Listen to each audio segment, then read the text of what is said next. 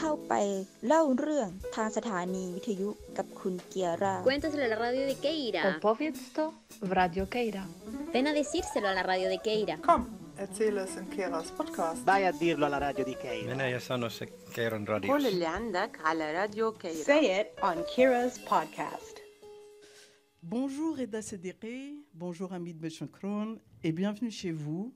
Et aujourd'hui chez nous, c'est à la Flèche d'Or. Donc merci la Flèche d'Or de nous accueillir.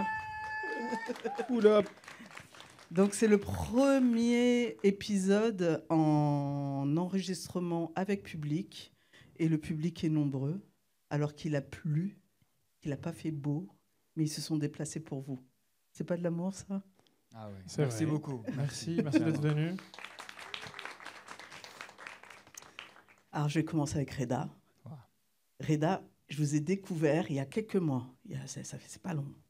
Et c'était grâce à l'algorithme d'Instagram sur votre passage du grand remplacement. Alors moi, j'ai bien rigolé et je me suis dit, mais qu'est-ce qu'il vaut, lui, sur scène ? Et du coup, je suis allée vous voir sur scène. Et j'ai bien rigolé, bien évidemment. Et après, j'ai découvert qu'il y avait un podcast. Je me suis dit, bon, je vais écouter. Et là, je suis tombée amoureuse du podcast. Je l'ai dit à tout le monde. Il y a Zidkes, il faut absolument écouter. C'est magnifique, c'est génial, c'est génial. Et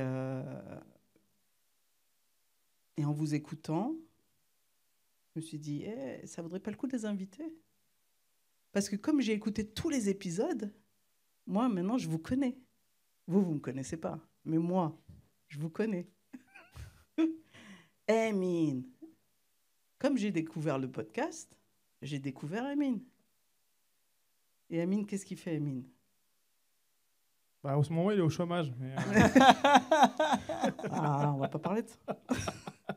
Bon, faut savoir, parce que pour ceux qui connaissent pas Zidkes, mais je sais que dans le public, il y a des gens qui connaissent Zidkes et qui le suivent et tout. Dans les séries policières, il y a toujours, quand il y a un duo de flics, il y a toujours le good cop, bad cop. Bon, pour ceux qui ne le savent pas, le good cop, c'est Reda. Non, c'est Amine. Le good cop, c'est Amine. Tu trouves ? Ah oui. Ok. L'apprenti, Anna. Hein ? L'apprenti. L'apprenti. L'apprenti, donc, quand tahar. Inspecteur Tahar. Bah, t'as tahar. Bah, oui. C'est ce qu'elle dit. Good cop, bad cop. Non, mais il n'y a pas de souci. Alors, pour ceux qui seraient quand même passés à côté du résumé du podcast, qui est le mien, Indécile dans No My Name, je vous le dis vite fait, c'est mettre des paroles, des parcours, des idées, des personnes en avant. Donc aujourd'hui, c'est votre tour. Aïe. Oh là là, merci. Merci pour l'invitation à Texas. Merci de l'avoir accepté. Alors, moi, je suis curieuse du parcours de Reda et de Amine, même si j'ai eu des bribes dans vos épisodes. Amine, où est-ce que vous avez grandi ? Moi, j'ai grandi en Algérie, dans une ville qui s'appelle Djelfa. C'est la wilaya de Djelfa, c'est l'équivalent de la préfecture ici. C'est dans les hauts plateaux algériens. Donc j'ai grandi là-bas jusqu'à mes 12 ans. Et après, je suis venu sur Alger. J'ai fait 10. Voilà, c'est pas compliqué. 10 à Djelfa, 10 à Alger, 10 à Paris. Enfin, dans 2 ans à Marseille. Mais c'est ça mon parcours, quoi. Et je suis venu en France pour finir mes études. Je les ai commencées à Alger, dans une université qui s'appelle Bab Zouar. Et puis, je suis venu ici pour continuer mes études et bosser. Études de ? Études d'électronique après de génie civil, grosso modo. Et quand on travaille, ça ressemble à quoi ? Quand on travaille, on engueule des gens sur des chantiers. C'est ça. C'est ça. Je suis maître d'œuvre de métier, chef de projet. Fut un temps. Et justement, pourquoi ça a cessé ? Ça a cessé pour plusieurs raisons. Des raisons où j'en avais marre de bosser. Parce que je me suis rendu compte que quand on arrive en France, on est étudiant, donc on a ce qu'on appelle un titre de séjour étudiant. Et quand on finit la période glorieuse des études, on pense juste à s'amuser, à sortir et peu aller en cours. En fait, il faut trouver un boulot. Déjà pour bouffer, mais surtout pour avoir un autre titre de séjour qui s'appelle le titre de séjour salarié pour pouvoir rester. Sinon, on a ce qu'on appelle l'OQTF, qui est l'obligation de quitter le territoire français. Voilà, ça c'est toutes mes années passées à la préfecture, j'ai appris quelques mots techniques. Et donc voilà, il fallait trouver un taf, il fallait bosser. Tu as 2 mois après la fin de tes études, c'était en 2014. Et j'ai trouvé un taf et voilà, tranquille, je paye les impôts. Et Reda dit une super phrase, c'est que on se rend compte quand on est en France, quand on commence à payer les impôts. Parce qu'en fait, on rencontre les gens. C'est pas le fait de payer les impôts, mais on rencontre les gens qui payent les impôts. Et c'est des gens assez déprimés. On se dit, j'aurais dû rester étudiant, c'était bien. J'ai dit ça, moi? Un truc dans le genre. Ah, j'étais bourré. Sûrement. Et donc voilà, un peu un parcours. Donc 10 ans à Djelfa, 10 ans à Alger. Et après, je viens en France pour finir mes études. Je commence à travailler année après année. Et je me dis, pourquoi je fais tout ça? C'est vrai, je gagne de l'argent, je suis tranquille. Je décide de changer de ville parce que je me dis, Paris, ça c'était pendant le Covid, ça me fait chier, il fait moche. J'ai envie de retrouver la Méditerranée, enfin le même climat un peu à Alger, mais dans une autre ville. Je descends à Marseille, je comprends qu'en fait c'est pas ça le problème. Il y en a un autre que je n'ai pas encore solutionné, mais en tout cas je sais où il est, c'est déjà bien. Et donc je décide de faire une reconversion professionnelle pour me consacrer plus à mes passions et pour faire un autre métier qui est le métier de formateur. Formateur de? Formateur dans mon domaine, c'est-à-dire que je reste dans mon domaine, mais je me décale, je suis plus en opérationnel, je suis plus sur de la formation professionnelle, la gestion de projet, la rénovation énergétique, et m'insérer un peu, c'est un domaine toujours. La partie écologique de la rénovation énergétique m'a toujours intéressé depuis des années. Et donc, je me dis, c'est aussi un métier qui va me permettre de continuer à payer mon loyer toujours et à vivre. Et du coup, quand je suis à Marseille, Reda me contacte, il me dit, Amine, il faut absolument qu'on monte un podcast. C'est une idée qu'on avait depuis 2018. Et là, il m'a contacté été 2022, du coup, il y a une année, un peu plus d'une année maintenant. Et il me dit, viens, on fait un podcast. J'ai tout de suite dit oui, parce qu'on en avait déjà parlé. Et après, il fallait trouver le ton, etc. Après, c'est une autre histoire. Et après, le podcast Zidcast débute. Et moi, je continue mes autres activités, à la fois ou professionnelles ou artistiques. Justement, c'est quoi les passions artistiques? Les passions artistiques, moi je suis percussionniste, donc l'année dernière j'ai eu la chance d'avoir plusieurs élèves dans la percussion. Donc j'enseigne la darbouka, le bendir, le riq, le tar, le def, donc c'est des instruments ou orientaux ou maghrébins, et je fais un peu de musique aussi avec des potes, je fais des concerts. Le podcast et j'ai fait aussi une formation assez longue pour devenir formateur ça fait pas longtemps que j'ai fini, donc je lance mon activité en tant que formateur. Formateur de musique? Formateur de musique, formateur de gestion de projet et le podcast, en gros 3 lignes. Merci. Voilà. Pareil. Formé. Reda, pareil. Qu'est-ce que tu veux savoir? Mon parcours? Bah ouais, où est-ce que tu es né? Où est-ce que tu as grandi? Normalement, tu as toutes ces informations. Moi, je les ai, mais eux, ils ne les ont pas. Ah ouais. Moi, je suis né, j'ai grandi à Tlemcen. C'est où ça? Tlemcen, c'est une principauté en Algérie. C'est l'équivalent de Monaco, sans l'oseille. Oh, ça, c'est pas vrai. Et sans la mer, voilà. C'est plus une principauté depuis qu'il n'y a plus Bouteflika en vrai. Hein. Ouais, c'est devenu Poté. Alors, qu'est-ce qu'il faisait le chat de Poté? Qu'est-ce qu'il faisait le chat de Poté? Alors, Tlemcen, moi j'ai grandi à Tlemcen jusqu'à mes 17 ans. Je passe mon bac et direct Paris. Je ne sais pas ce qui m'est arrivé. Je ne sais même pas pourquoi mes parents ont accepté. Vraiment, t'imagines 17 ans, t'arrives tout seul, c'est waouh. Et après, alors, faut savoir que moi, à partir de 13-14 ans, c'était déjà un projet, la scène. Ça, c'était déjà le truc. Donc, c'est-à-dire, même quand j'ai eu mon brevet des collèges, je voulais faire... tu sais, c'est là où on choisit si on fait de la littérature ou de la science, c'est ça. Ou de l'économie. Ouais, je sais pas, bref. Et on m'a dit, non. La littérature, c'est le chômage. Et généralement, c'est tous les gens qui ont des mauvaises moyennes. Et non. Donc, toi, tu as une bonne moyenne, tu es un scientifique. Donc, ok, ça, c'est des scientifiques. Et après, j'ai mon bac. Je fais mes études en mathématiques jusqu'au bout. Après, au bout de 2 ans... en fait, comme il n'y avait pas d'enjeu, j'ai fait plein de choses. Je suis allé aux États-Unis, j'ai fait un échange là-bas. J'ai fait un échange. Il y a un Américain qui est venu parce que j'ai payé 400 balles. Et moi, je suis allé étudier parce que ses parents, ils ont payé $75,000 le semestre. J'étais la norme. Il ne sait pas ça. Voilà. Mais Jason, Allah yakhlif. Du coup, je reviens à Paris et je me dis, ouais, donc il y a toujours cette idée. Parce que j'écris. Moi, depuis toujours, j'écris. Parce que j'étais juste passionné de raconter des blagues. À un moment donné, j'aimais pas les blagues, comment elles étaient faites. Donc, je les modifiais à ma sauce. Et après, quand je les modifiais à ma sauce, j'ai commencé à écrire mes propres blagues. Donc là, c'était vraiment 12, 13 ans. Et je me dis, ouais, je suis passionné par ça. Mais je ne me rendais pas compte que c'était un métier, tu vois. C'est vraiment en France où je découvre un peu qu'il y a des gens qui gagnent de l'oseille avec ça, en fait. Parce que c'est vrai que l'Algérie, tout le monde est marrant. Hein. Non, mais voilà, c'est pas un cliché ou pour dire Zamano et tout. C'est très dur d'être drôle. Moi, à chaque fois que je vais jouer là-bas, j'ai la pression. Tu joues devant des gens qui te font rire, mais c'est Chauf, allez, je vais vous dire.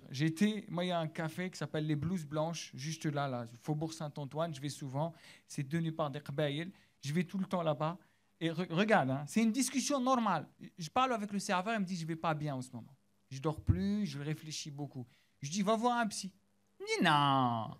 Je dis, pourquoi? Il m'a dit, parce que ça va le rendre malade. Ça, c'est une conversation. T'imagines le niveau d'humour. Donc, on est sur quelque chose. Donc, t'as pas besoin de payer 20 balles pour voir un connard faire des blagues, en plus qu'il a volé aux Américains. Et du coup...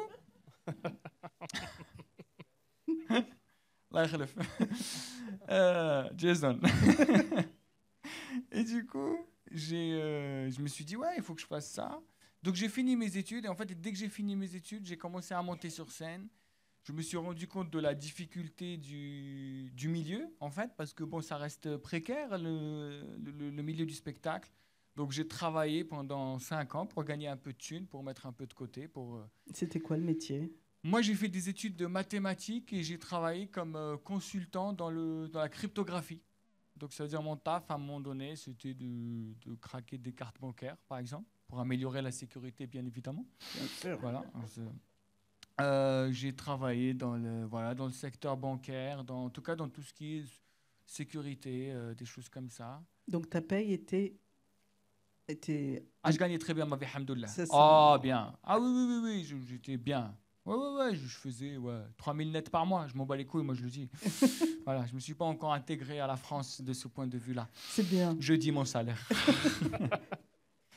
Et ça fait combien en brut, ça, le formateur? 2000 nets. Non, j'ai dit 3000 nets. Non, 3000 nets, ça fait pas combien? formateur, du coup consultant. T'as le formateur, parce que maintenant tu connais la comptabilité ou le... Ça doit faire 6000. 6000 non, en brut, ça doit faire dans les 4800. Je voulais montrer que tu étais un bon formateur à l'audience. Je ne suis pas formateur en paix. Oui, alhamdoulilah, on a aïchin raya, bien. Voilà, ça suffit. On a aïchin raya. Quand tu regardes pas... tu sais, Boujna, il disait ça, quand tu rentres dans un resto, il y a une nappe, c'est que tu as percé. Putain, maintenant, toi, tu es au chômage, moi, je suis intermittent, on est à la Flèche d'Or. Putain.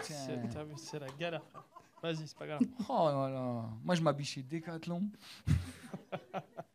T'as pas d'argent pour aller au coiffeur. Justement, tu as quitté la richesse.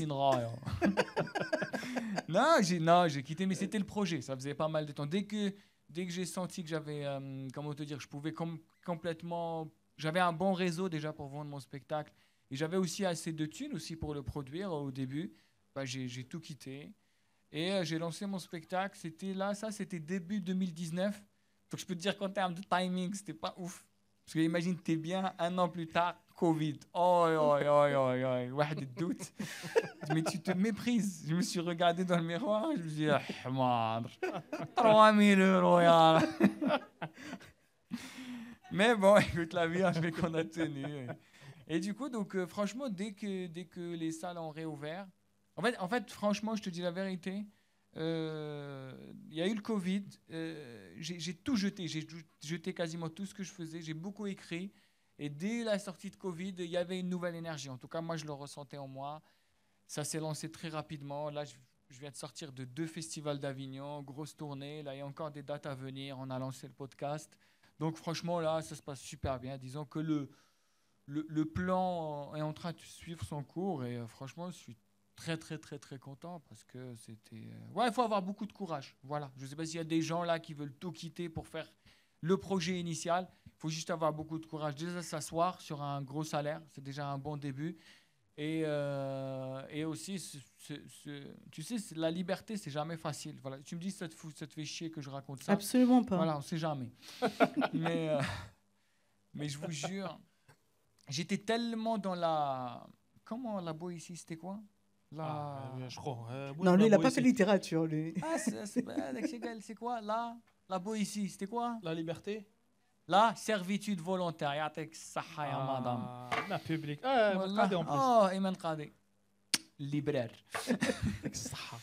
Et ben, j'étais vraiment dans la servitude. Hein. Vraiment, j'ai été matrixé. Hein. Tu sais que, je me rappelle, j'ai fait mon pot de départ vendredi. Donc ça y est, j'ai acheté les pains au chocolat.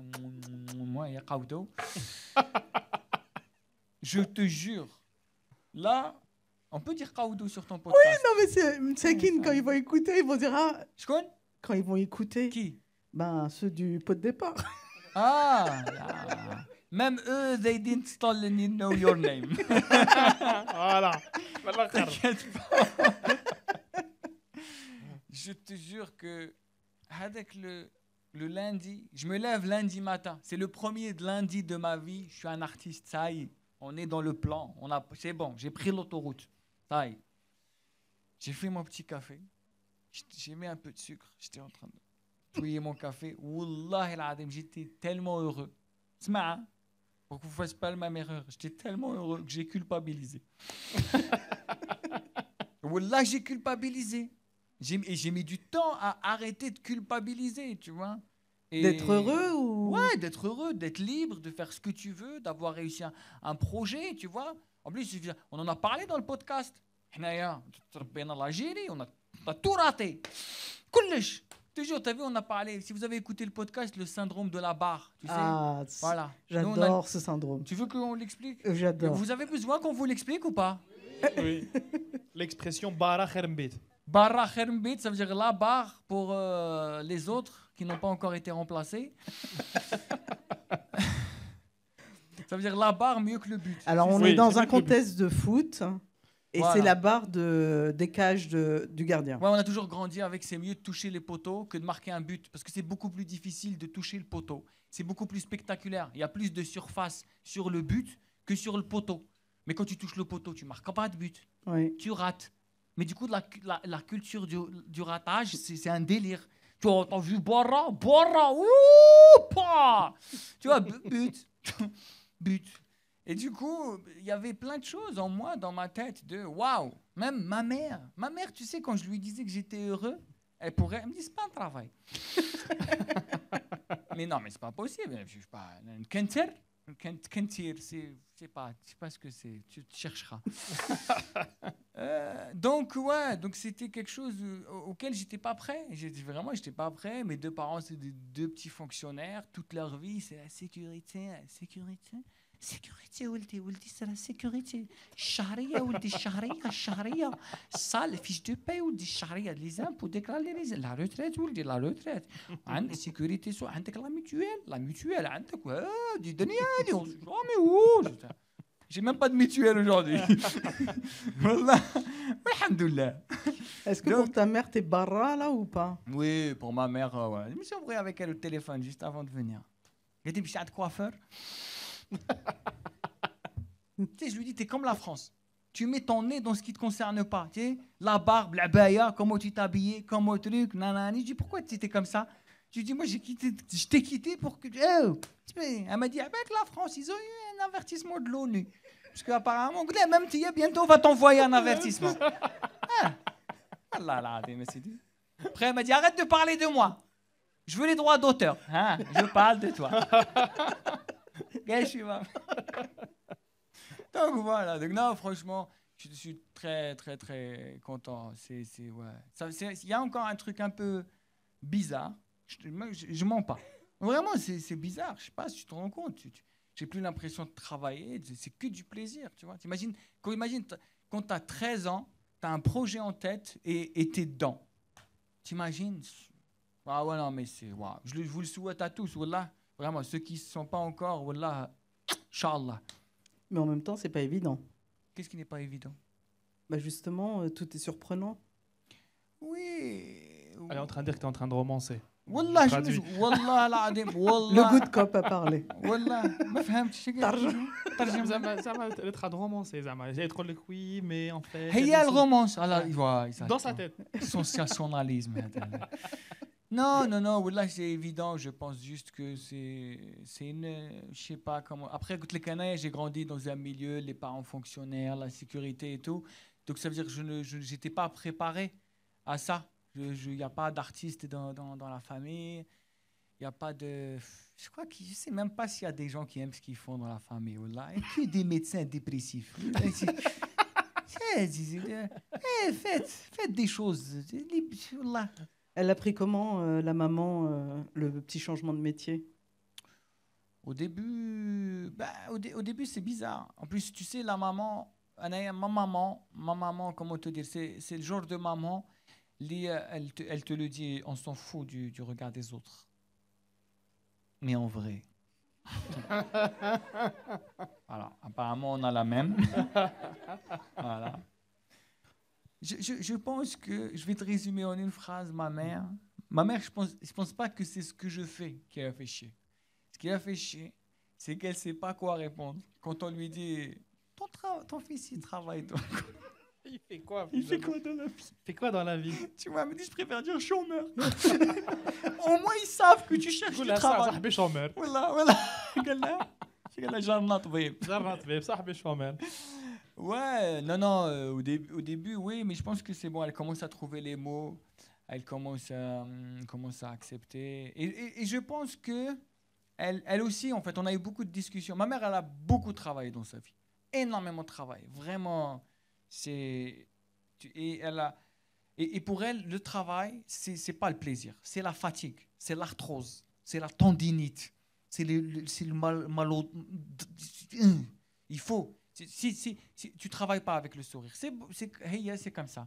Et du coup, donc elle commence à voir avec moi que ouais, pour te dire à quel point, depuis qu'on a fait le podcast, même avec Amin, avec ton père, pareil. Exactement. Ce qui est intéressant, c'est que ma mère et le père de Amin, même parcours, fonctionnaire, l'État. C'est un produit de l'État algérien. C'est vraiment, c'est ça. Hein. C'est ça, oui. Et depuis le podcast, je pense qu'ils ont appris à nous connaître.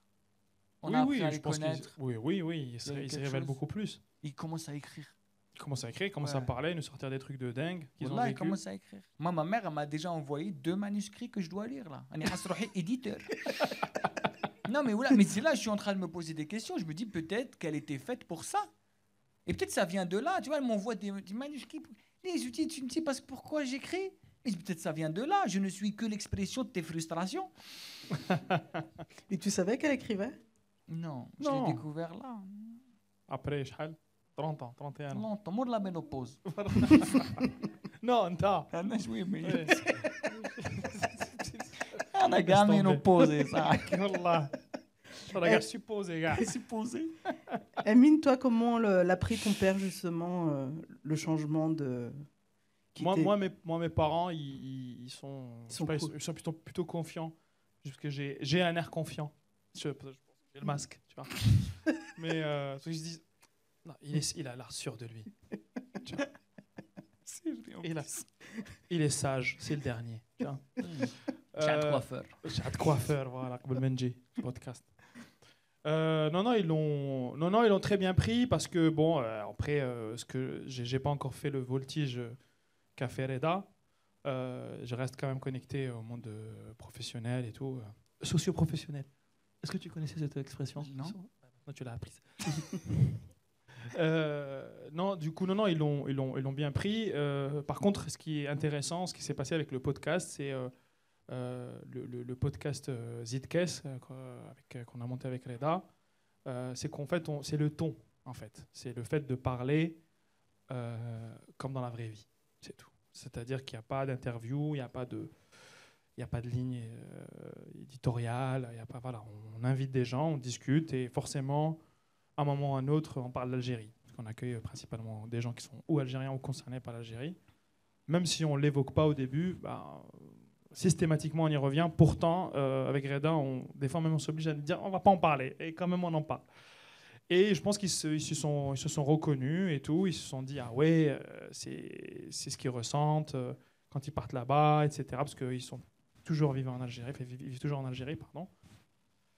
Donc, la belle homme, comment nous, on réfléchit, qu'est-ce qu'on a parcouru, pourquoi on fait ces choix. Et je pense que le fait d'écouter le podcast, ils se disent, ah ouais, c'est tout ça qui se passe. Et en plus, ils écoutent d'autres parcours, d'autres personnes, parce qu'on invite des gens connus dans l'art ou dans le milieu artistique, mais aussi des personnes qui ont un parcours classique, d'étudiants ou de salariés. Et ils se disent, ah oui, ils vivent tout ça, quoi. Et je pense que ça fait écho à ce qu'eux ont vécu il y a 30 ans, ou même plus, mais qu'eux n'ont jamais eu le temps d'exprimer, ou je ne sais pas si c'est le courage ou autre, mais en tout cas, ils ne le verbalisent pas, ou ils ne l'écrivent pas. Et mon père, pareil, il écrit beaucoup, et je le pousse beaucoup à écrire. J'espère qu'il m'enverra des manuscrits. Et on s'est dit avec Reda, je ne l'ai pas dit, j'ai pensé à ça la dernière fois. Et on va s'inverser les manuscrits. Ah, ça serait c'est pas intéressant, mal, ça. comme ça moi je découvre des choses. Club échangiste à les manuscrits. Exactement. Ouais, bien sûr. Et non, en fait, on s'est dit avec Reda beaucoup qu'on n'a pas assez de récits sur nous, ou sur même nos histoires familiales, pas forcément l'Algérie, on ne va pas rentrer dans des trucs complexes. Des récits de personnes qui ont vécu un fonctionnaire dans l'État algérien, qu'est-ce qu'il vit, c'est quoi les traumatismes. C'est vrai, moi, je sais pas, mon grand-père, son premier crush. Voilà. Cas concret. Il est encore vivant? Ouais. Voilà. Faut que je lui traduise crush, quoi. Tu vas trouver. Donc, excuse-moi, vas-y. Non, mais c'était juste pour clôturer le sujet sur l'impact de ce qu'on raconte dans nos micros sur les parents, quoi. Bon, c'était pas ma prochaine question, mais juste par curiosité, on a parlé de la maman de Reda, mais le papa, il en pense quoi de tout ça? Moi, j'ai un père... J'ai un père. T'as un père, t'as pas un père. J'ai un père. Un père. Mon père, tu sais, c'est très, très intéressant les réactions qu'il y a eu. Moi, j'ai un message de mon père que j'ai toujours. Ma mère, quand elle a su que... Parce que moi, je ne leur ai pas dit. Parce que si tu veux, je crois que c'est la première fois de ma vie que je prenais une décision. Et j'en ai parlé à personne. Quand même, toi, je t'en ai pas parlé. Hein, de le fait que j'allais partir du taf. Est-ce que tu t'en ai parlé? Si, je te l'ai dit. Et ça va me dire. Non, j'aurais été déçu de moi que je te raconte pas. Mais en tout cas, ce qui est sûr, c'est que j'ai pas dit à mes parents. Je leur ai dit après. Genre, après le pot de départ, c'est bon. Pour qu'il n'y ait pas de doute. Voilà! Trop tard. C'est fini. Voilà. Et donc, je les appelle. Et je dis, voilà, j'ai fait ça et ça. Et là, il y a vraiment un silence. Mais je ne comprenais pas pourquoi il y a un silence. Et c'est après que j'ai compris. Parce qu'il y avait une très grande différence entre la réaction de mon père et la réaction de ma mère. Et chacun voulait cacher sa réaction à l'autre. Ma mère, je te jure, elle m'envoie un message. Life tah. Ce qui veut dire que Dieu t'ouvre le chemin. Je te souhaite le meilleur. Non, c'est pas je te souhaite le meilleur. Non. Dieu t'ouvre le chemin, Dieu la porte. T'ouvre La Le puertas. chemin. Déjà, Allah yaftah, c'est même pas que Dieu t'ouvre le chemin. Il n'y a pas chemin, c'est que Dieu t'ouvre. Donc tu sais pas si c'est toi ou là le chemin. Donc j'imagine, toi, c'est la décision la plus importante de ta vie. Depuis que tu as 13 ans, tu y penses. Tu mets de l'argent de côté, tac, les calculs, la production. En plus, tu sais, toi, tu arrives dans un pays, tu vois comment ça se passe, la France, tac, l'orientalisme, tu les Edouard Saïd, tu te dis non, attends, moi je ne veux pas m'intégrer dans un système, je veux être un artiste indépendant, donc il faut mettre encore plus d'argent pour avoir sa liberté. Tac, ra, ra, ra. Et ta mère, waouh! Heureusement qu'il y a eu le message de mon père à côté. Mon père à côté m'envoie un message.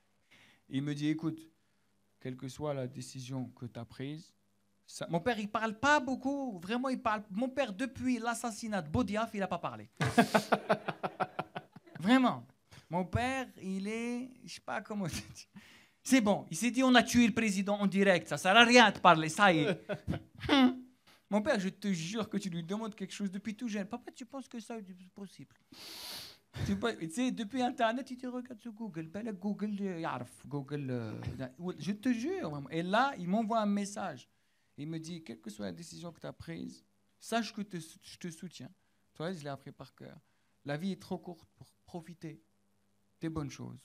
Si j'étais avec toi à Paris, sache que j'aurais fêté ça avec toi autour d'une bonne bouteille. C'est pour ça que j'ai dit, il y a eu un décalage. Et ouais, c'est marrant que j'ai appris à connaître mon père aussi à ce moment-là, c'est drôle. Quand tu prends toi une décision hyper importante dans ta vie, c'est là où peut-être les autres et réagissent et tout. Donc écoute, c'est fait. Mais voilà, j'ai un petit screen comme ça. Quand on fera le musée Reda Sderi, on va le vendre aux enchères. Hein? À Tlemcen, Non, on va pas le faire. Ah, Flèche d'Or, c'est pas... Donc Zidkes, c'est le podcast que vous avez créé tous les deux. Moi, je dis, peut-être que j'ai tort, mais la seule thématique, est-ce que ce ne serait pas l'Algérie? Ça serait très réducteur, madame, Non, je pense... Si j'ai pas un soutien. Si je n'ai pas Là, il faut sortir les punchlines des bouts de flair. Toi, tu dis que la seule thématique, c'est l'Algérie? Non. Ouais. Est-ce que... Oui. En France, oui. D'un point de vue... tu sais, c'est comme... Le point d'entrée, là. Oui. Attends, je vais te dire. Moi, par exemple, en tant qu'humoriste, ici en France, je suis algérien. Mais en Algérie, je suis juste... je suis un blanc. je suis lambda. Un blanc chevelu. Wallah, hadak. Tu sais, je suis pas... c'est un non-sujet, mes origines. Donc oui, peut-être d'un point de vue en France, ça dépend d'où tu écoutes. Mais d'un point de vue... c'est comme si tu dis...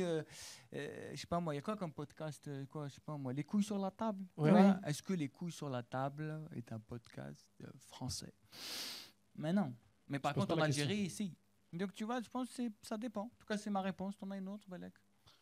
Non, moi je dis la thématique, je dis le point d'entrée. Ouais. Je parle pas de l'identité. Oui, mais je pense que même là, ça répond. Ouais. Ouais, tu penses pas? Non, je pense pas. Je pense qu'en France, oui. En France, je te le dirais oui, sûr et certain. En fait, c'est-à-dire que le sujet de l'Algérie, même en Algérie, on en parle. C'est-à-dire, on dit... Le sujet de l'Algérie en Algérie est un non-sujet. C'est-à-dire, on en parle. C'est-à-dire, il revient souvent. Les produits chimiques, Déjà. Il y a pas mal d'Algériens là qui vivent ici. Il y a pas mal. On est des médecins de l'Algérie. On lui pose des questions comme si c'était un médecin du pays. Comment elle va l'Algérie? Là, il te dit, la tension, c'est pas là. Je te jure. C'est ça, tu t'as remarqué, tu demandes le cours des légumes. Et pour quand tu vas là-bas, tu te fais pas arnaquer. Ça ouvre les sens. Mais non, c'est un non-sujet. Enfin, on invite. C'est-à-dire que nous, au départ, on voulait juste entendre des gens qui parlent sans filtre de leur art, de leur parcours. Au départ, on était surtout sur des artistes. Et après, on s'est dit, ça serait aussi intéressant d'entendre des gens comme nous qui ont commencé par être étudiants ou salariés ou autres. J'espère qu'on aura plein d'autres profils. des jeunes, des moins jeunes. Et vu qu'ils sont concernés de près ou de loin par l'Algérie, ben, ils y reviennent. Mais au départ, des fois, on n'en parle pas. Enfin, il y a plusieurs fois, on n'en parle pas. Mais à un moment donné, la personne sort le sujet. Parce que forcément, bah, déjà, on est là. Donc forcément, il y a une perspective. C'est relatif. Mais en Algérie, cette question ne se poserait pas. Tu penses que les auditeurs algériens du podcast international Zidkes n'ont pas remarqué que tous les invités, tous les épisodes de votre podcast parlaient de l'Algérie? هذه ربي قال لك هذه قال لك هاد لا كيستيون هاد لا كيستيون ها هو ها يعطيك الصحة هذا. Le truc, c'est que quand on reçoit des messages de gens en Algérie ou ailleurs, ils ne parlent pas de cette perspective. Ils nous parlent juste, purée, l'autre, il avait un problème psychologique et tout, avec son père. Tu vois, ils nous parlent de, comme les couilles sur la table, ou comme, je sais pas, moi, j'ai oublié l'autre podcast. Transfert, bref. Plein d'autres podcasts. Il y a aussi un truc, c'est qu'on avait envie d'écouter notre langue, en fait. Aussi. Il y a aussi ça, en fait. Et votre langue étant l'algérien. Voilà. Tout simplement. Voilà. Parce que si j'ai pas un soutien populaire. Non, mais tu sais, c'est une frustration. Moi, tu sais, moi, c'est la chose qui me manque le plus. C'est parler. Même là, je suis à la Flèche d'Or, truc et tout, je sais que je dois traduire. On en a parlé dans l'un des épisodes où j'ai dit, moi, dans ma tête, il y a un traducteur. C'est l'ONU. Il doit traduire en permanence. Et à un moment donné, je me dis, tu craques. Même le traducteur, il m'a dit, c'est bon, il faut me payer les sursup, c'est pas possible. Toute ma vie, je traduis, ça. Et en fait, des fois, ouais, tu as envie de... C'est une grosse frustration, tu sais. Mais je ne saurais pas te dire, mais même je parle avec des potes qui écrivent, qui me disent, j'écris comment? J'écris comment? Je sais pas, j'ai une pote, il n'y a pas longtemps, elle me dit, comment tu veux que je t'explique dans mes écrits, qui veut dire littéralement, dis-moi, j'ai éduqué mon foie, j'ai élevé mon foie, je sais pas, j'ai élevé mon foie. Ça veut dire que tu prends ton foie et ça devient un animal de compagnie. Je sais pas, mais c'est juste pour dire je te kiffe, je t'aime, j'adore vivre avec toi, etc., etc. Mais tu vois, je me dis c'est beau, je te l'explique, c'est nul, tu vois. Et du coup, donc il y a une forme de. C'est pour ça que je te dis que c'est une question de tu vois, je t'ai dit même ma mère, elle a pas écrit. Tu vois ce que je veux dire? Donc ça veut dire il y a plein de frustrations, de trucs, tu as envie de regarder des films. Nous, notre plus grande frustration, c'est qu'on n'a jamais eu un teenager movie à l'algérienne. Tu as واحد يعشق في وحده بالبعيد, il la voit de loin. يبيب لها تعاود له. Moi, le bip. Le concept du bip, ouais. Voilà, ça rigole, tu vois, tout de suite. Ça n'a pas besoin de traduire. Mais c'est pas un truc de ouf, wallah, c'est pas incroyable. Mais ça nous manque tellement que voilà. Les gens, ils sont à deux doigts de jouir. Des fois, les gens, ils me disent, ils écoutent, ils me disent, avec le podcast, oui. Imagine, il y a une connotation très sexuelle. Ça veut dire, tout à fait d'accord avec ce principe. Oui, wallah, je te jure. Donc c'est pour ça que je te dis, ça serait très réducteur parce que c'est juste une question de langue. Moi, les podcasts, je les ai vécus, des fois, je les réécoute, juste, je sais pas. Tu te rappelles de Mouna? On lui passe le coucou, Mouna Benamani, artiste plasticienne algérienne. Elle nous dit, moi, j'adore écouter quand je suis dans la cuisine. J'ai l'impression que j'ai deux potes comme ça, ils discutent. J'entends des histoires. Vie, les couilles sur la table, la poudre, transfert, que des babtous.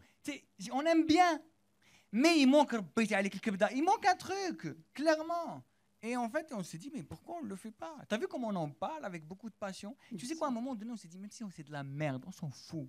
On veut juste parler comme ça. Et d'ailleurs, on l'a mis dans le descriptif. C'est juste le podcast qu'on a toujours voulu écouter. Oula, je te jure, même si demain on fait un film, oula, on va acheter toutes les places de tous les cinémas. On sera que tous les deux. Il est bien notre film. Il est bien, là, il est bien.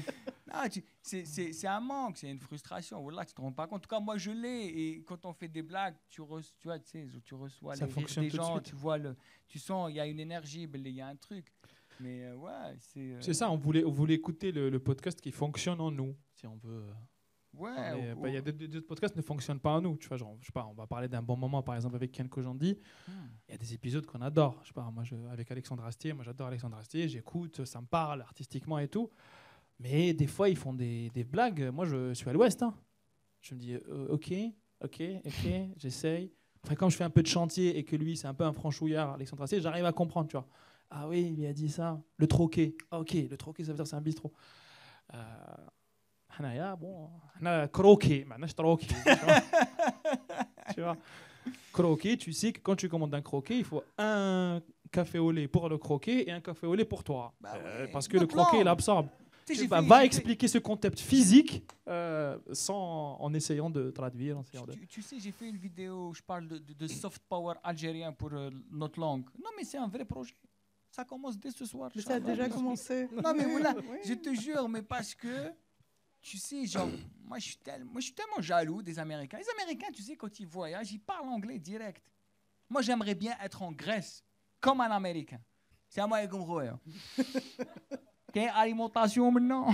Good evening, please, can you help me? Normal, ils se posent même pas la question. T'as vu ce sentiment? Je le veux. Je sais que je vais jamais y assister. Parce que ça demande du temps, je pense. 2 siècles. Dominer le monde, gars. En plus, il y a un autre problème qu'on n'a pas anticipé sur Zidcast. Wow. C'est l'écologie. Écologie? Dans 50 ans, c'est la merde. Qui fait jeter la merde? C'est bon, il n'y a plus de vie. Il n'y a On plus est tous de sur graisse. Mars. Voilà. J'écoutais tout à l'heure Thinkerview. J'ai trop écouté Thinkerview On aujourd'hui. appelle Elon Musk. On lui dit, est-ce que tu as choisi la langue sur Mars ou la Moselle? Voilà, c'est ça. On peut faire ça. Voilà, je pense qu'on va faire ça. Est-ce que 8 mois plus tard, vous avez déjà fait un bilan de votre podcast? Si, on l'a fait, on l'a enregistré. Je suis désolé. Pourquoi t'es désolé? Parce que t'actes. Bilan. Ah, le bilan. Ça, c'est une question pour toi, Amine. Allah ma la belle. T'es le formateur, frère. Pourquoi je me tape toujours? Pourquoi toujours tu me dans les podcasts, à chaque fois qu'il y a une question, tu te dis vas-y Amine, théorise. Bilan, les devis. Pendant 5 ans, j'étais traumatisé. Quand je travaillais, ça je ne l'ai pas dit tout à l'heure, je me levais le matin, je pleurais devant mon miroir. Je ne voulais pas aller travailler. Je faisais ma cravate à... Wallah, après il y a 3000 € qu'un jean, je venais comme alcool. Alors, t'خدم. Mais, et du coup, donc, toi, tu étais encore là-dedans. Le bilan, au large et le bilan, je pense que j'ai reçu cette phrase cet été d'une personne que je nommerai pas, qui m'a dit en fait, vous faites votre propre thérapie, c'est tout. J'ai dit oui. Ça répond à la question. En fait, c'est ça le truc. C'est qu'en fait, on fait notre propre thérapie en écoutant d'autres histoires de personnes qui viennent, qui nous parlent de leur parcours, qui nous parlent de leurs émotions, qui parlent sans filtre, comme si on était dans un café ou dans un bistrot, ou la fqaada, ou la fdar, ou là. Et d'ailleurs, on a une grosse problématique. C'est que pour trouver des invités qui sont capables de parler exactement dans le podcast comme dans la vraie vie, il faut se lever tôt. Donc, parce que, encore une fois, il n'y a pas... Alors, on parle en français, on parle en arabe, qui nous écoute et tout. On leur dit personne ne nous écoute, t'inquiète. On a 2 followers. Il n'y a que nous 2 qui vous écoutons. Voilà, c'est pas notre kiff. Et en vrai, après, on est toujours arrivé à avoir cette petite magie qui est en train de se passer maintenant, par exemple, où on parle librement sans forcément réfléchir aux mots ou à comment on va être entendu. Donc voilà, pour faire le bilan, on est en train de faire notre thérapie. Bon, la première année, c'est bien passé. Donc, on n'a pas facturé. Parce que les gens nous envoient. En fait, ce qu'il faut savoir, c'est qu'ils nous envoient des tonnes de messages vocaux où ils parlent. Ils nous parlent, en fait, comme si qu'ils nous connaissaient. Oui, Anaya, j'aimerais bien faire écouter le podcast à mon père. Mais des fois, vous parlez, après il y a un mot bizarre. Et je dis, donne-lui le kitman. Et du coup, je lui ai donné le kitman. Comme ça, il écoute tout seul. Mais ça se passe bien. Ils nous racontent leur vie. Et genre, la première année était gratuite, la deuxième année, elle est payante. Non, on va faire une version payante sans les trucs, mots. sans les gros mots. Non, pour dire juste que oui, le bilan, c'est juste ça. Hein, c'est juste qu'on se rend compte que ça nous fait du bien. C'est tout. Il n'y a pas d'autre mot. Ça fonctionne chez les gens, tant mieux. Ça nous donne encore envie de faire beaucoup plus de choses, encore plus professionnaliser le truc, etc. Bon, ça c'est la partie fonctionnelle, mais voilà, ça nous donne encore envie d'aller plus loin. Il y a certaines personnes assez connues qui se sont jamais exprimées comme ça Ils se disent, OK, avec les 2 gars là, je pense que je peux tout dire. Ils viennent et ça leur fait plaisir. Donc eux, ils font leur thérapie. Donc à un moment donné aussi, on va leur dire, il faut payer quand même. Non, je rigole, mais en gros, c'est ça. En gros, ça nous fait du bien. C'est super important. Moi, j'avais une question. On sort de Zitkes, là. L'un et l'autre, avant de venir en France, quand vous étiez en Algérie, quelles impressions vous aviez de la diaspora algérienne? La diaspora algérienne.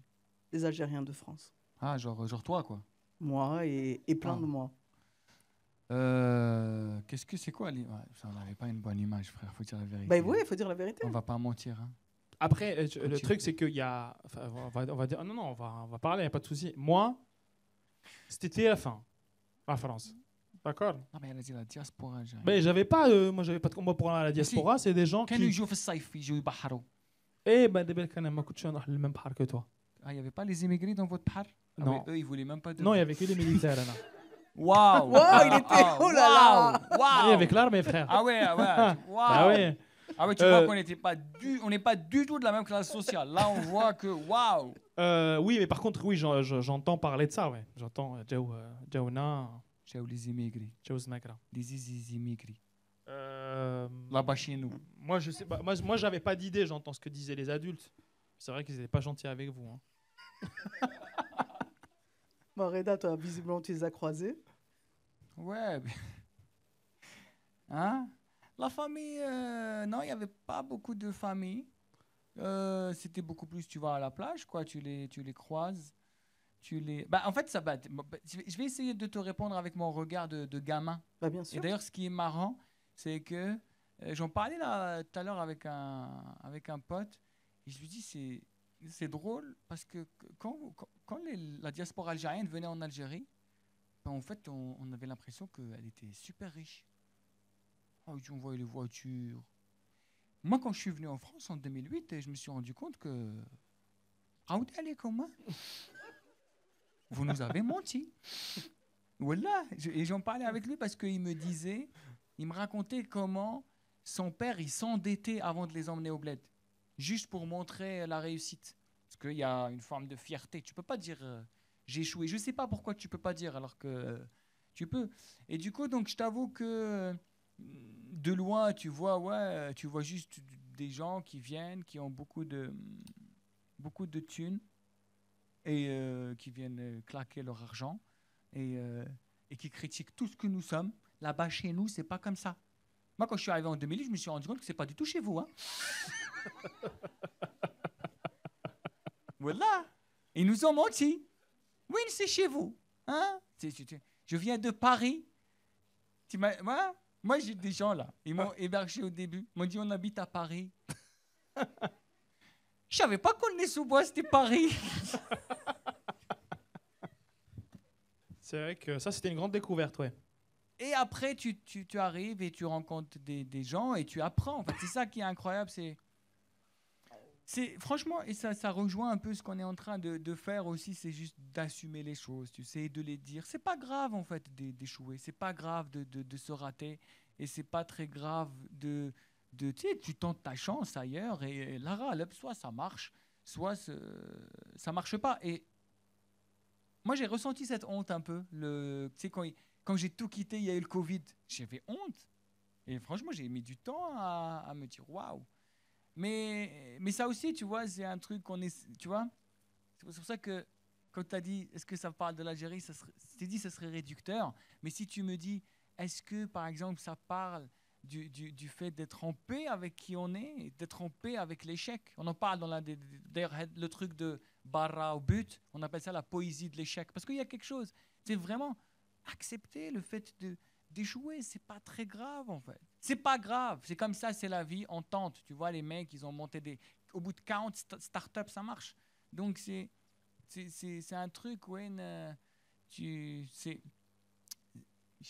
pour résumer ça en une seule phrase, je pense que c'est vraiment chez vous.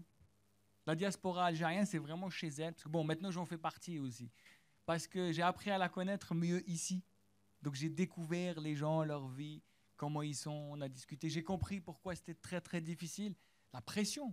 Putain, moi, j'ai commencé à sentir. Maintenant, ça va, je me suis libéré. Tu quittes l'Algérie, tu as une pression. Parce que tu as l'impression, elle est derrière, tu reviens quand? Je t'attends. Non, vous le sentez un peu, ouais.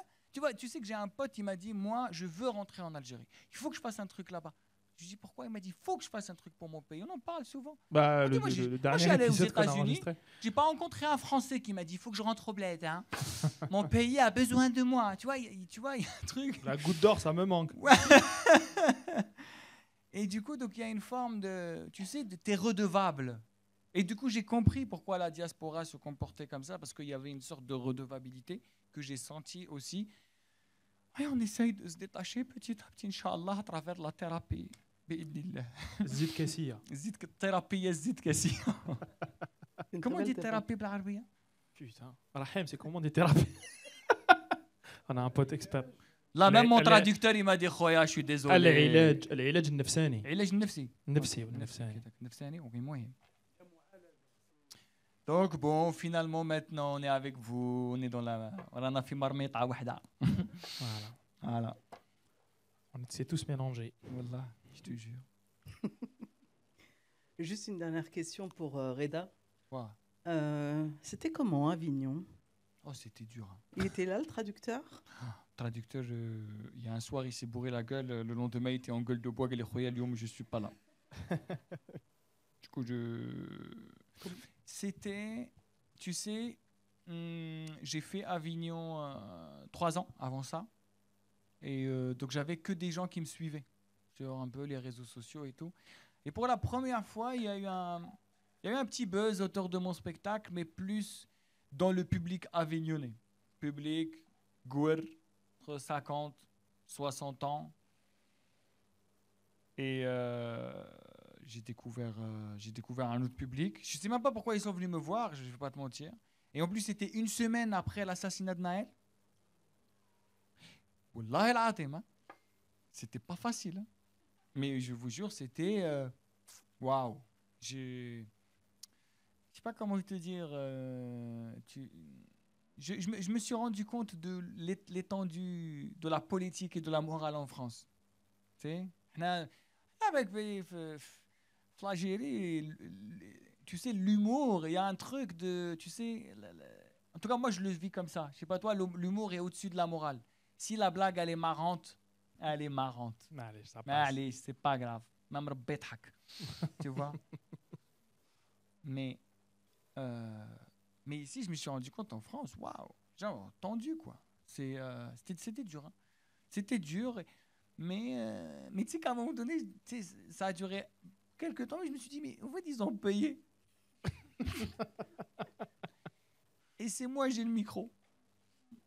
Ah, il y a des soirs, j'ai joué d'une manière, ouais, j'étais pas gentil avec eux. Hein.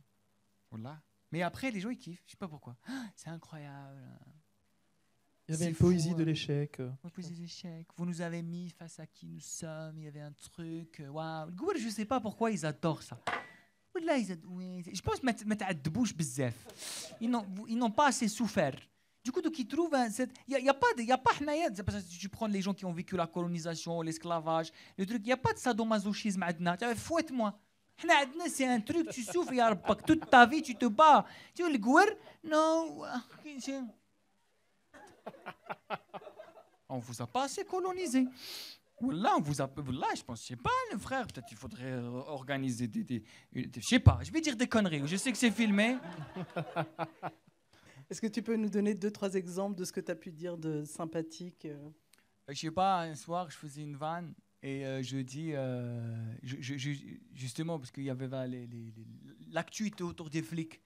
Et en fait, et je dis, un flic qui me contrôle, et il fouille toutes mes affaires. Et quand je reprends mon sac, je commence à regarder dedans, et je lui dis, je vérifie que vous n'avez rien volé. Je vous jure, personne n'a rigolé. Mais quand je vous dis, il y avait un silence, je te jure, les gens ils me regardaient. Elle est où la chute? Et là, je me suis énervé. Je fais oh! Mais là, je te jure, là, j'ai parlé des soirs. Je dis oh! Wesh! Voilà, j'ai dit, vous avez mis de l'argent dans la cagnotte du flic ou quoi? Vous êtes venu me punir? Tu vois? Et là, c'était toujours. Je vois. Mais à un moment donné, tu te dis, c'est pas grave, ça fait partie du truc. C'est comme ça. Et après, petit à petit, ce qui est intéressant, c'est que j'arrivais à appréhender les gens, j'arrivais à comment dire, transcender tout ça. Moi, je le dis souvent, pour moi, le plus grand ennemi de l'humour, c'est la morale. Le plus grand ennemi de l'humour, c'est la morale. Il n'y a pas de morale en humour. Et malheureusement, la France est un pays où la morale, شوية بزاف. Les Français, la morale, c'est trop. Voilà. Je sais pas, Naya. Vous pouvez pas être écolo. La morale, ça consomme pas beaucoup d'électricité par hasard. Voilà. Et du coup, donc j'ai appris un peu à essayer de transcender ça, sans rentrer dans les détails de la légitimité. Tout est cointé. Voilà. Reda Siddiqui. Tu peux tout Il a mettre. akhiri. Voilà. Tu sais, c'est... Mais bon, il faut être en paix. En tout cas, moi, je suis en paix avec ça. C'est là où tu te dis, écoute, ferme ta gueule. En attendant, t'es chez eux. Hein. Voilà. Voilà. Aïe, écoute. Tu vois, j'ai un Algérien un peu. Ça, écoute. Fallait rester chez toi. Voilà. Si tu voulais avoir de la légitimité. Et là, je remonte sur scène comme un brel. Voilà. Bonsoir, ça va? Ouais. Voilà. Donc toi, c'est un peu schizophrène, quoi. Il y a le traducteur, il y a l'Algérien. Oui, bah non, il n'y a que l'Algérien et un traducteur. Sauf si tu veux dire que l'Algérien est un schizophrène. C'est pas moi qui l'ai dit. Moi non plus. Non, il y a juste un Algérien. Et tu sais quoi? Et en fait, il faut que je vire le traducteur. Wallah, je vous jure. Wallah, le traducteur bientôt, ça, c'est fini. Non, il prend trop de thunes, trop d'énergie. Je pense bientôt je vais le virer. Et je pense très sincèrement à arrêter de faire des spectacles en français. Je ne l'ai pas encore dit, je vous le dis. Vas-y, voilà. Je pense sincèrement à arrêter de faire des spectacles en français et de faire des spectacles qu'en algérien, sachant que mon algérien, ça va, depuis tout à l'heure je parle, les blancs, vous comprenez ce que je dis? C'est votre première... Vous comprenez un peu ce que je dis? Qu'est-ce qu'il y a? Non, mais ça va, prenez des cours, Rabbal Ali. Pourquoi? Nous, on connaît votre langue. Faut qu'on vous colonise pour que vous le fassiez? Non, mais c'est une vraie question. Le soft power. Elon Musk ou... Voilà. Sur Mars. La langue des Mars, c'est l'algérien. Et en fait, mais vraiment, j'y pense très sincèrement et je me dis, voilà, peut-être ça commence là. Tu redeviens la norme, parce que, tu vois, éliminer le traducteur et vous venez, vous allez rien comprendre, vous allez prendre des cours, vous allez revenir.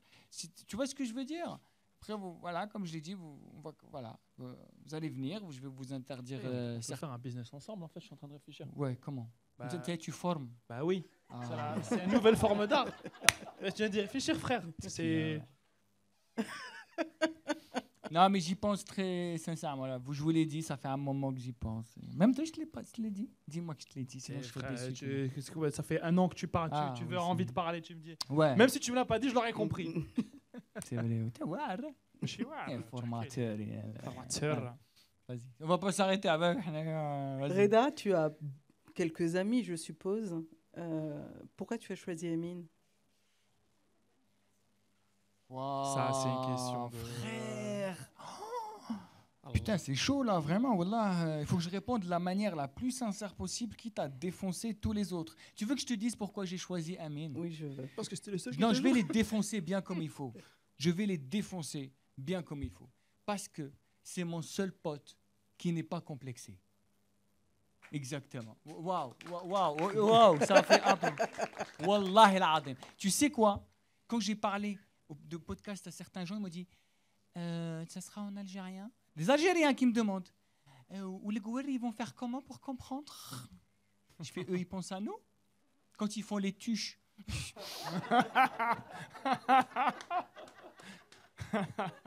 Il y a des gens qui m'ont dit Zitkes. Ah, tu veux pas un autre nom?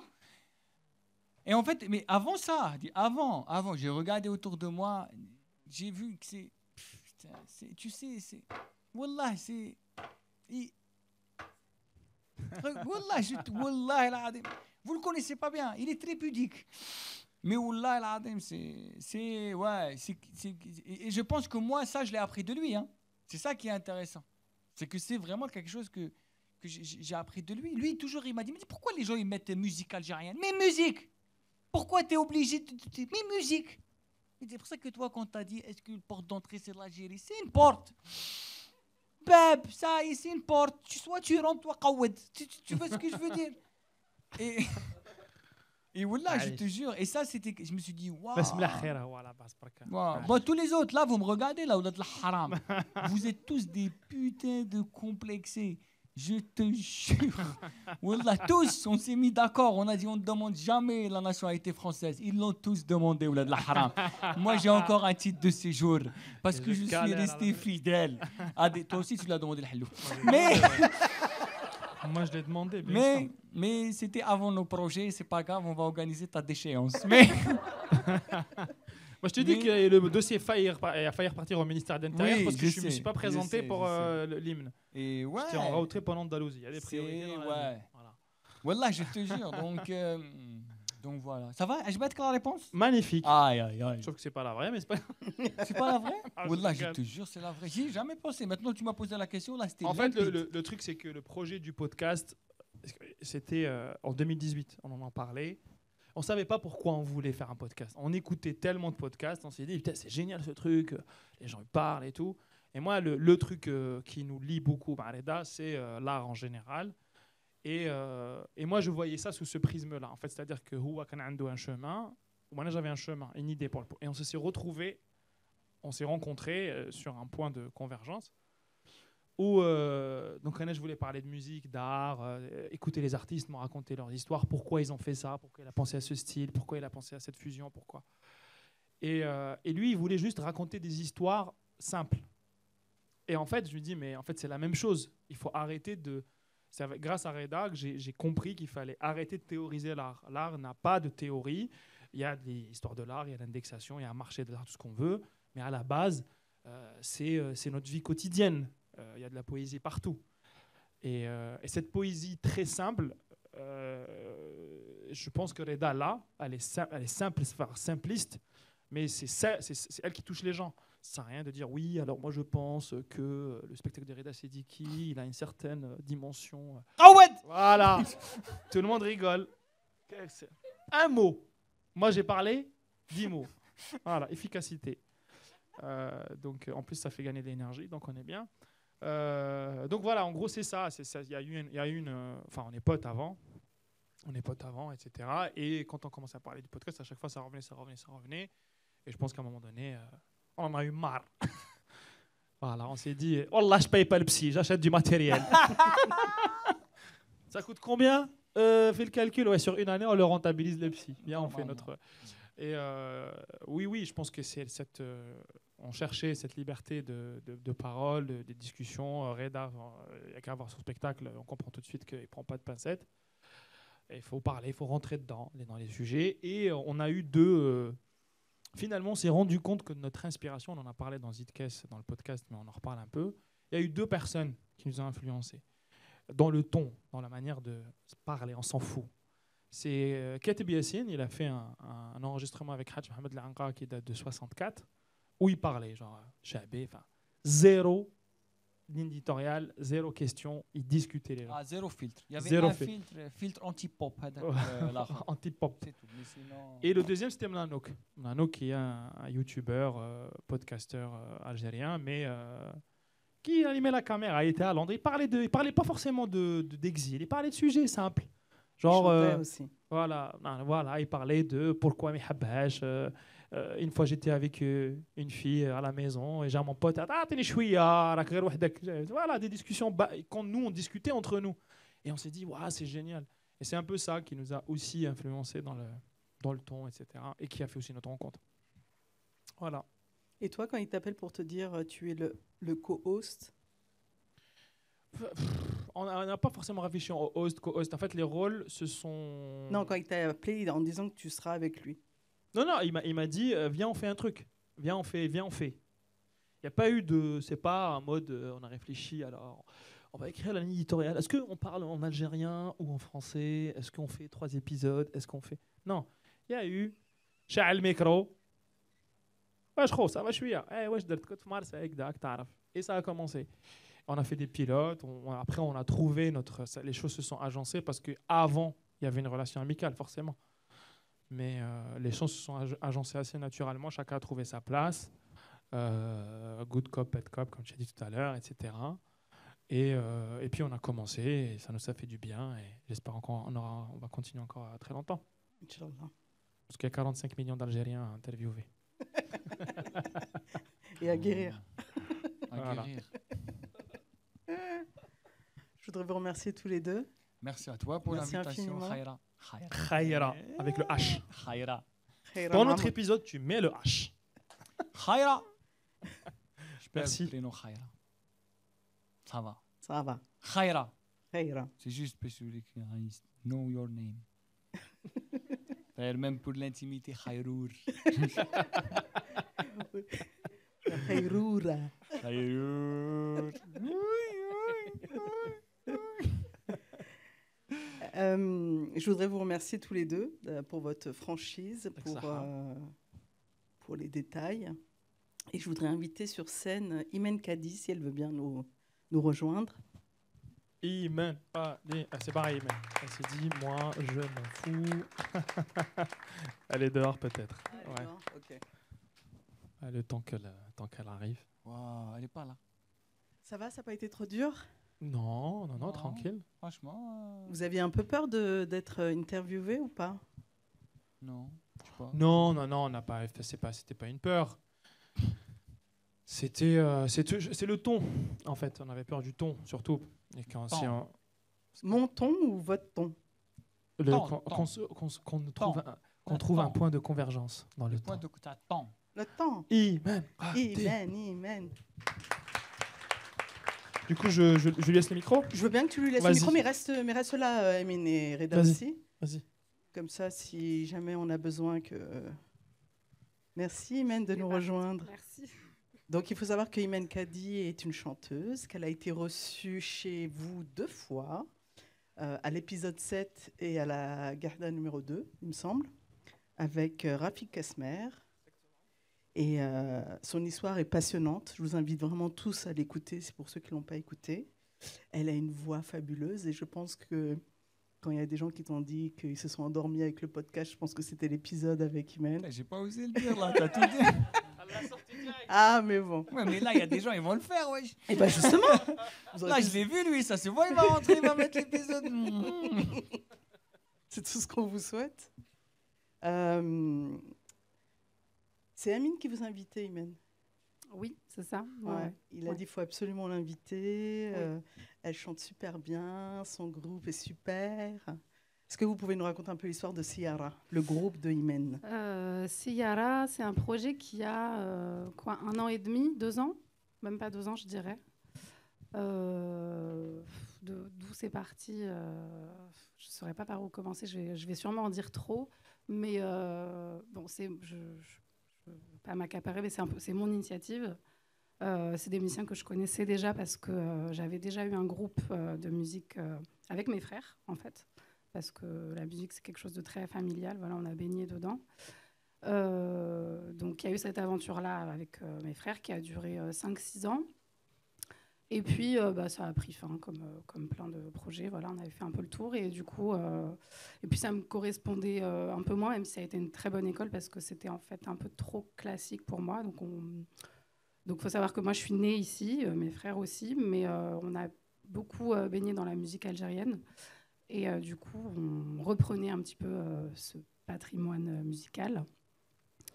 Et voilà, on a fait un peu le tour. Et puis moi, c'était un peu trop classique pour moi. J'avais besoin d'apporter un peu ma touche, de toutes les influences que j'ai eues, parce que je n'ai pas écouté que de la musique algérienne. Et donc, quand ça a pris fin, je me suis dit, non, moi, je veux continuer. Et puis, je veux faire autre chose. Et donc, j'ai recyclé quelques musiciens. Je n'étais pas très, pas très honnête. Et voilà, ça a commencé comme ça. Donc aujourd'hui, j'ai un groupe avec les musiciens que vous allez voir tout à l'heure. On fait de la musique algérienne, mais pas que. Je chante aussi en français. J'ai plein d'influences de tout ce que j'ai écouté petite, que ce soit du R&B, du rail, un peu de tout, quoi. Et j'essaie un peu de mettre... on essaie tous de mettre un peu notre touche dans ce groupe, ce projet. Bon, de toute façon, tout le monde va vous découvrir après. Moi, je voulais vous poser une question par rapport à vos 2 passages dans le podcast. Oui. Est-ce que quelque chose, puisqu'il parle de thérapie depuis tout à l'heure, est-ce que quelque chose a changé dans votre vie ou dans votre rapport à l'Algérie ou autre?